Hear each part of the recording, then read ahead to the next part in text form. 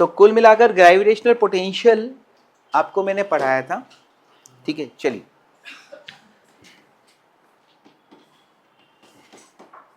Gravitational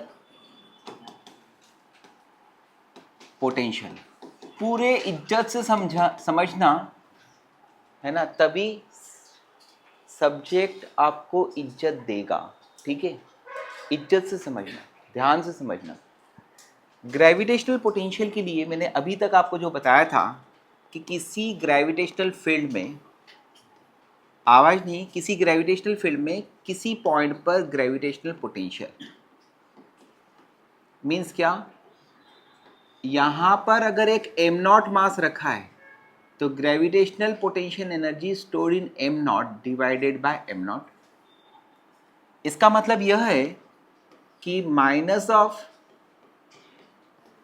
F C vector dot D S vector upon M naught from infinity to point P means work done in bringing a mass M naught from infinity to point P divided by M naught means work done in carrying a unit mass body from infinity to p divided by m naught means minus of eg vector dot ds vector from infinity to p. These are the formula of gravitational potential at a point, है ना। आया समझ में। ऐसा समय आ जाएगा कि आपसे 4 डेफिनेशंस पूछी जाएगी और पूछा जाएगा कि कौन सी डेफिनेशन करेक्ट है ना, क्योंकि इतने इजी पेपर्स हो रहे हैं। तो what is the gravitational potential at point P? It is the work done in carrying a unit mass body from infinity to that point. Got it. अब उसके बाद में potential difference between two points is equal to minus of q to p ez vector dot ds vector it is equal to अगर मैं delta we की बात करता हूं तो वो क्या होगा, minus of easy dot D S, है ना। अगर मैं यहाँ पर ये बोलता हूँ कि इजी इक्वल टू क्या होगा, तो माइनस ऑफ पार्शियल v का differentiation with respect to X Y Z और आर, वॉट एवर v जिसका भी फंक्शन होता है वह, या फिर E G is equal to minus of gradient of v equal to minus of del v, ठीक है। Got it. ये सब चीज़ें होने के बाद में अभी हम लोग सीखेंगे बेटा gravitational potential due to a point mass at a point. इस पे क्वेश्चंस जो है वो अगर आए तो आप उसको करने लायक बनना चाहिए, ठीक है। दूसरा gravitational potential due to continuous body, ठीक है। तो ये वाला पार्ट जो है इसकी थ्योरी में अभी आपको करा रहा हूँ।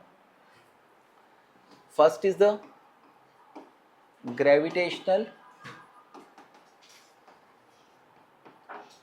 potential due to a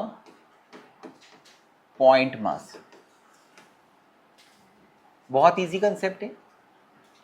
ये पॉइंट मास है m, ये कहाँ पे रखा है a पर, उसके कारण p पर हमें निकालना है gravitational potential. Okay, here we have to determine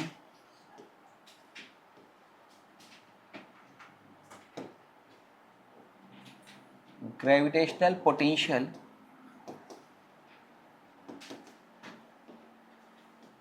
at point P due to mass m। Thought process क्या होगी कि let m naught is placed at P। आपको पता है कि P पॉइंट पर पोटेंशियल m नॉट पे डिपेंड नहीं करता है ना, वो किसके कारण हो रहा है, इसके कारण यहाँ पर प्रोड्यूस हो रहा है, उसकी वैल्यू निकालनी। तो यहाँ पर potential energy stored in M naught, M naught में कितनी ग्रेविटेशनल पोटेंशियल एनर्जी होगी, minus G M naught upon R. दो मासेस के बीच का ग्रेविटेशनल पोटेंशियल क्या होता है, minus G M2 upon R. Gravitational potential at point B कितना आएगा, माइनस जी, चलो gravitational potential at point B कितना आएगा, potential energy stored in M naught divided by M naught यानी minus G M bye R. तो this is the gravitational potential at point P due to a point mass. एक mass के कारण मास पता होना चाहिए और डिस्टेंस कितनी है वो पता होना चाहिए। अब डिस्टेंस आपको इनडायरेक्टली दे देगा, क्यों, क्योंकि इस पॉइंट का कोऑर्डिनेट दे देगा और इस पॉइंट का कोऑर्डिनेट दे देगा। लेट इस पॉइंट का कोऑर्डिनेट है x1 y1 z1, लेट इस पॉइंट का कोऑर्डिनेट है x2 y2 z2। तो इन दोनों के बीच की डिस्टेंस क्या होगी, under root of distance formula, x2 minus x1 का whole square plus y2 minus y1 का whole square plus z2 minus z1 का होल स्क्वायर का स्क्वायर रूट। तो ये इसमें वेराइटी ऑफ क्वेश्चंस हो सकते हैं, समझ में आ रहा है। फिर यहाँ पर एक पॉइंट मास के कारण ग्रेविटेशनल पोटेंशियल से तो कोई क्वेश्चन इतना इससे ज़्यादा डिफिकल्ट बन ही नहीं सकता, है ना। फिर उसके बाद में क्वेश्चन कितना क्या हो सकता है कि मल्टीपल मासेस के कारण किसी पॉइंट पर पोटेंशियल क्या होगा। तो मल्टीपल मासेस के कारण किसी पॉइंट पर पोटेंशियल अगर हमें निकालना है तो उसका मतलब उसका कंसेप्ट आ जाता है, उस कंसेप्ट को क्या बोलते हैं, प्रिंसिपल ऑफ सुपरपोजिशन। क्या बोलते हैं, principle of superposition of potential. कौन सा पोटेंशियल, ग्रेविटेशनल पोटेंशियल। आया समझ। तो इस कंसेप्ट के तहत क्या होगा कि मल्टीपल मासेस होंगे, m1 m2 m3, है ना, they are placed at A B C and so on, ठीक है। तो इन मासेस के कारण मुझे किसी एक पॉइंट पर पोटेंशियल निकालना है ना। सदियों से एक क्वेश्चन चला आ रहा है, आया समझ। तो हियर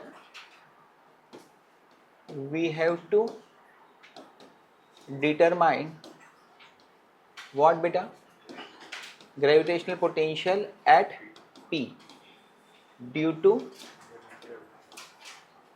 system of masses। तो जैसे m1 मास के कारण ग्रेविटेशनल पोटेंशियल क्या आएगा, minus ji m1 upon are. फिर दूसरे मास के कारण क्या आएगा, minus G m2 upon r2। तो P पॉइंट पर पोटेंशियल क्या होगा, इसके कारण पोटेंशियल निकालेंगे, A के कारण इस पॉइंट पर पोटेंशियल की डायरेक्शन क्या होगी, प्लस आई कैप माइनस जे कैप, है ना। जो क्लास का सबसे अच्छा बच्चा होता है वो भी सदियों से, यानी पिछले 25 साल से मैं ये क्वेश्चन पूछ रहा हूँ, है ना, और वो बच्चा यही बताता है, हाँ, नो डायरेक्शन। तो जो सबसे खराब बच्चा होता है वो सही आंसर दे देते हैं। क्यों, क्या हुआ संस्कार, हाँ, बहुत सारे कार है, ठीक है, निराकार, ओंकार, संस्कार। तो भाई पोटेंशियल की डायरेक्शन कहाँ होती है, it is scalar quantity my dear, है ना। तुम भावनाओं में क्यों बह जाते हो, आया समझ में। मैंने अभी थोड़ी देर पहले ये स्टेटमेंट बोला था ना कि सालों से मैं यही पूछ रहा हूँ, अभी नहीं अभी आगे भी पूछूंगा, क्योंकि ये चीज जो है वो रिपीट होगी। क्या, इलेक्ट्रोस्टैटिक्स में जैसे धूम 1 धूम 2 धूम 3 चली थी ना, वैसे ही ये 1 2 3 चलता है ना। तो यहाँ पर दोस्त पोटेंशियल क्या होता है, स्केलर, डायरेक्शन नहीं। तो क्या होगा, सभी के कारण पोटेंशियल्स का क्या आएगा, अलजेब्रिक सम। Got it. तो बस क्या करो,